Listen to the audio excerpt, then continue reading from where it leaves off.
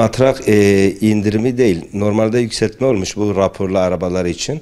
O çok bizim bu otomotiv sektörü için, ikinci el için çok iyi bir şey değil. Bu normalde sıfır arabalarda fiyat için olmuş ama bir motor, 1.2 motorlara olmuş. Yüksek motorlu araçlar için hiçbir artısı olmadı. İkinci el olarak da zaten 3-5 aydır piyasa durgundur. Bunun nedeni ülke olarak, genel olarak bugün bir kriz var. Daha önce de bayilerde dedik ki araç yok. Şu an bayilerde araç var ama alım gücü de bitmiş.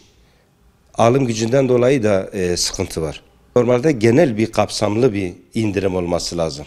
Genel kapsamlı 1.6 motor, 1.5 motor, 2.000 motor genel kapsamlı bir de yüksek lüks arabalar için yapılması lazım. Hem genel bir indirim olması lazım araçlarda. Tabii genel olarak bir genel bütün arabalara bu indirimden faydalansa ikinci el piyasası çok güzel olur. Şimdi sıfır araba fiyatları uygun olduğu zaman, arabalar satıldığı zaman piyasaya lüks araba, sıfır araba girdiğinde ikinci araba da alım satımı çok yüksek olacak. Biz 5-6 aydır bu indirimi bekliyoruz ama maalesef olan indirim bizi pek mutlu etmedi. İstiyoruz ki bizim sadece otomotiv sektörü değil, bütün sektörde iyi bir indirim.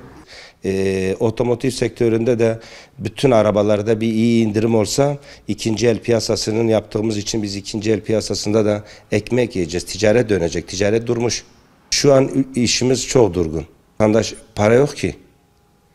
Para yok. Bir de araba piyasası yüksek. İkinci el de yüksek. Ondan vatandaş alamıyor. Bir de vatandaş korkuyor. Sattığını yerine koyamadığı için korkuyor. Piyasada bir düzensizlik var.